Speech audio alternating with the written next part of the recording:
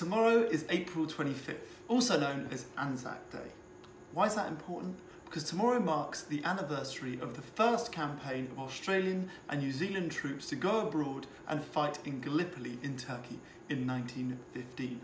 So, I'm going to teach you how to make an Anzac Day lantern. This is the one that I made earlier this morning, and it's really, really simple. All you need is a milk jug,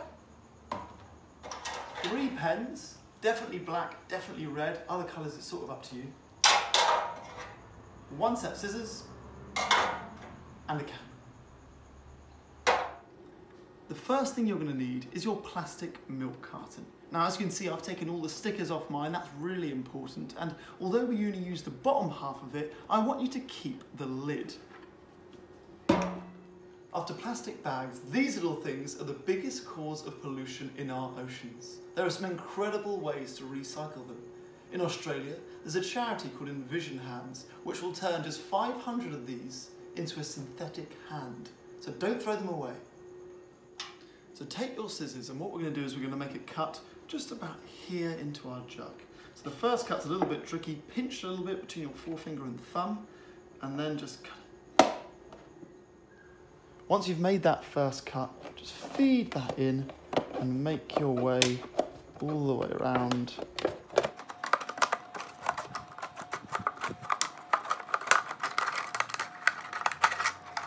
Once you finish with your cutting, you should have a milk carton that looks a little bit like this. And now it's time to get drawing. Now it's really important, like you can see from the one I did this morning, that we're going to draw some poppies on this. You're going to see a lot of those tomorrow, and the reason they're so important and so iconic is because that was one of the only plants that grew in the battlefields following the war. So if you're a terrible artist like me, I've got a few easy tricks as to how to draw a convincing looking poppy. So draw basically a big circular cloud.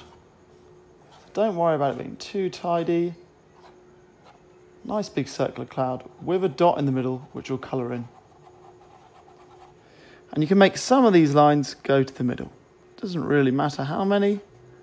Nice and simple like that. Next up, give them some stems.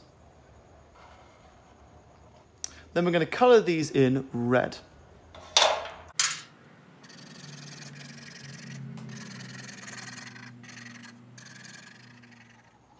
We usually commemorate this day by all joining together at a dawn service. But sadly, given its isolation this year, most of us will be doing this ourselves from home. So I think a lantern is a really nice way of paying our respects while still isolating.